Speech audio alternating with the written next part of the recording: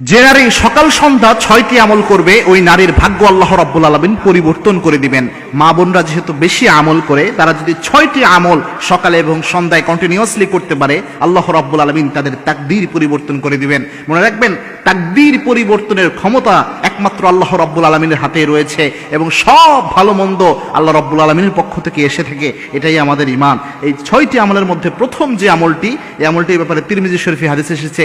তিরমিজি শরীফের 3389 নম্বর হাদিস, আল্লাহর হাবিব সাল্লাল্লাহু আলাইহি ওয়াসাল্লাম জানিয়েছেন, কোনো ব্যক্তি যদি সকাল সন্ধ্যায় 3 বার পড়তে পারে, রাদিতু বিল্লাহি রাব্বাও ওয়া বিল ইসলামি দীনাও ওয়া বি মুহাম্মাদিন সাল্লাল্লাহু আলাইহি ওয়াসাল্লাম নাবিয়্যা ওয়া রাসূলা, এটা যদি কোনো ব্যক্তি সকাল সন্ধ্যা পড়তে পারে, আল্লাহর হাবিব সাল্লাল্লাহু আলাইহি ওয়াসাল্লাম জানিয়েছেন ওই ব্যক্তির জন্য জান্নাত ওয়াজিব হয়ে যায়। মুসলিম শরীফের 1884 নম্বর হাদিসে তার জান্নাত ওয়াজিব হওয়ার ব্যাপারে আল্লাহর হাবিব সাল্লাল্লাহু আলাইহি ওয়াসাল্লাম সুসংবাদ দিয়েছেন। এবং কি এই আমলটির অসম্ভব ফজিলত রয়েছে। 2 নাম্বার যে আমলটি, এটা আবু দাউদ শরীফে হাদিসটি এসেছে।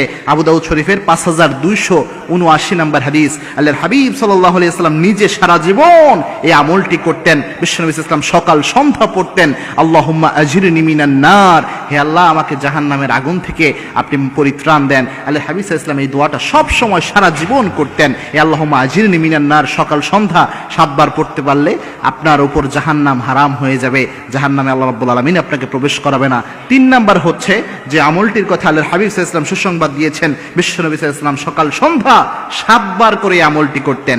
এবং কি আল্লাহর হাবিব সাল্লাল্লাহু আলাইহি ওয়াসাল্লাম জানিয়েছেন, কোন ব্যক্তি যদি সকাল সন্ধ্যায় 7 বার করে পড়তে পারে, হাসবি আল্লাহু লা ইলাহা ইল্লা হুয়া আলাইহি তাওয়াক্কালতু ওয়া হুয়া রাব্বুল আরশিল আযীম, এই দোয়া যদি কোনো ব্যক্তি সকাল সন্ধ্যায় 7 বার পড়তে পারে, ওই ব্যক্তির যাবতীয় দায়িত্ব আল্লাহ নিয়ে নেয়। কোনো পেরেশানি, কোনো টেনশন, কোনো ফ্রাস্ট্রেশন ওই ব্যক্তিকে ঘাস করতে পারে না। ওই ব্যক্তির দায়িত্ব স্বয়ং আল্লাহ রাব্বুল আলামিন গ্রহণ করে নেয়। 5083 নম্বর হাদিসে আবু দাউদ শরীফে এই হাদিসটি এসেছে। হাবিব সাল্লাল্লাহু আলাইহি ওয়াসাল্লাম সুসংবাদ দিয়েছেন। 4 নাম্বার হচ্ছে সাইয়্যিদুল ইস্তিগফার। বিশ্বনবী জানিয়েছেন, সকালে কোনো ব্যক্তি যদি সাইয়্যিদুল ইস্তিগফার করে, রাত হওয়ার আগে যদি সে মারা যায়, তাহলে সে ব্যক্তি জান্নাতি। আবার রাতে করলে, রাত শেষ হওয়ার আগে যদি সে মারা যায়, ওই ব্যক্তি জান্নাতি।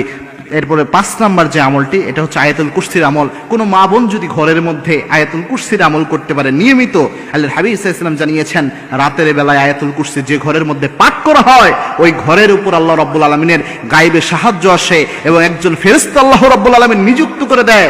সারা রাত ওই ব্যক্তির, ওই পরিবারকে, ওই ঘরকে প্রোটেক্ট করার জন্য ওই ফেরেশতা পাহারা দিতে থাকে।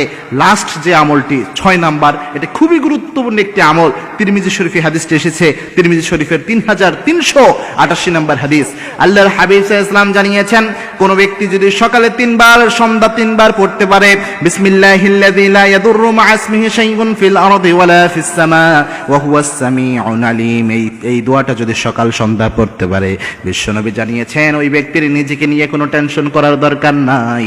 আল্লাহ ওই ব্যক্তির দায়িত্ব নিজ হাতে গ্রহণ করে নেয়। ওই ব্যক্তির যাবতীয় সেফটি এন্ড সিকিউরিটি প্রোটেক্ট করার দায়িত্ব আল্লাহ রাব্বুল আলামিন নিজ হাতে গ্রহণ করে নেয়। সুতরাং কোনো মা বোন অথবা কোনো ভাইও যদি এই আমলগুলো নিয়মিত করতে পারেন, আল্লাহ রাব্বুল আলামিন এই ফাদিলা দান করবেন এবং আপনার দায়িত্ব আল্লাহ রাব্বুল আলামিন গ্রহণ করে নেবেন। এবং এই আমলগুলো যদি আমরা করতে পারি, আল্লাহ রাব্বুল আলামিন এই বারাকা আমাদের দান করবেন। আল্লাহ আমাদের এই আমলগুলো করার তৌফিক দান করুন। আল্লাহুম্মা আমিন।